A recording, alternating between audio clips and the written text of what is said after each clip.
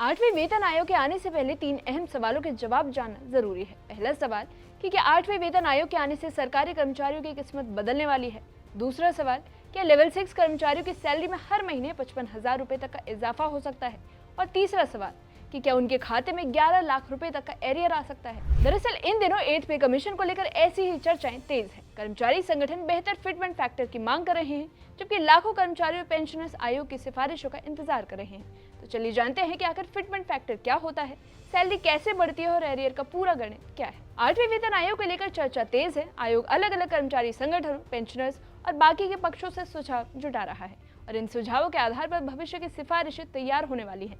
हालांकि अंतिम फैसला सरकार को लेना है, इसलिए फिलहाल कोई भी आधिकारिक घोषणा नहीं हुई है, लेकिन संभावित बढ़ोतरी को लेकर चर्चाएं कर्मचारियों के बीच उत्साह पैदा कर रही है। वहीं केंद्र सरकार में लेवल 6 एक अहम पे ग्रेड माना जाता है, जिसमें बड़ी संख्या में कर्मचारी आते हैं। इन कर्मचारियों की मौजूदा बेसिक सैलरी एक फिक्स्ड स्ट्रक्चर के तहत मिलती है, लेकिन जब नया वेतन आयोग लागू होता है तो सबसे बड़ा असर बेसिक पे पर पड़ता है। बेसिक पे बढ़ने से सिर्फ मंथली सैलरी नहीं बढ़ती, बल्कि महंगाई भत्ता, HRA और दूसरे भत्तों पर भी इसका प्रभाव साफ दिखाई देता है। अब समझते हैं कि फिटमेंट फैक्टर का क्या खेल है।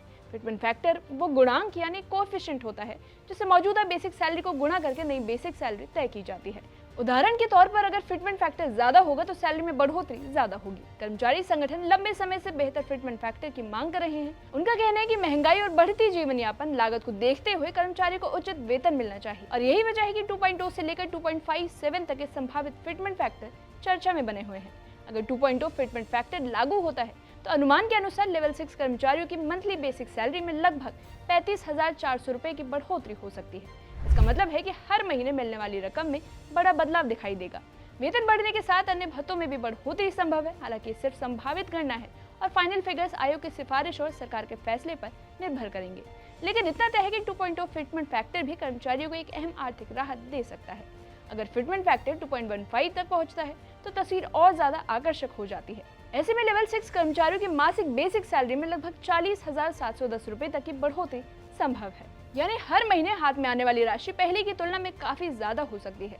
कर्मचारी संगठनों का मानना है कि वर्तमान आर्थिक परिस्थिति को देखते हुए बेहतर फिटमेंट फैक्टर कर्मचारियों की जरूरत है। अब बात उस आंकड़े की जो सबसे ज्यादा सुर्खियों में है। अगर 2.28 फिटमेंट फैक्टर लागू होता है तो अनुमान के मुताबिक लेवल 6 कर्मचारियों की बेसिक सैलरी में करीब 45,312 रुपए पर मंथ का इजाफा हो सकता है। लेकिन चर्चाओं का सबसे बड़ा केंद्र 2.57 फिटमेंट फैक्टर है। इस स्थिति में बेसिक सैलरी लगभग 55,578 रुपए बढ़ सकती है। अब आते हैं उस सवाल पर जो हर कर्मचारी जानना चाहता है, और सवाल है कि एरियर कितना मिलेगा।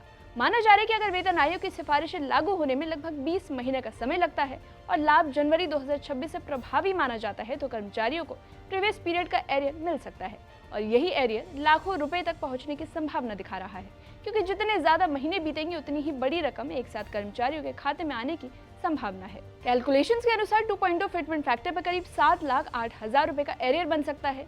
2.15 फिटमेंट फैक्टर पर यह रकम लगभग 8,14,000 रुपए तक पहुंच सकती है। वहीं 2.28 फिटमेंट फैक्टर पर करीब 9,06,000 रुपए और 2.57 फिटमेंट फैक्टर लागू होने की स्थिति में एरियर 11,11,000 रुपए से ज्यादा हो सकता है। हालांकि ये सभी आंकड़े अनुमान के आधार पर है, लेकिन अंतिम राशि आयोग की सिफारिश और सरकार की मंजूरी के बाद ही साफ हो पाएगी। फिलहाल 8th पे कमीशन को लेकर उम्मीदें ऊंची हैं और कर्मचारी संगठनों की नजरें फिटमेंट फैक्टर पर टिकी है। अगर उच्च फिटमेंट फैक्टर को मंजूरी मिल जाती है तो लाखों केंद्रीय कर्मचारियों और पेंशनर्स को बड़ा आर्थिक लाभ मिल सकता है।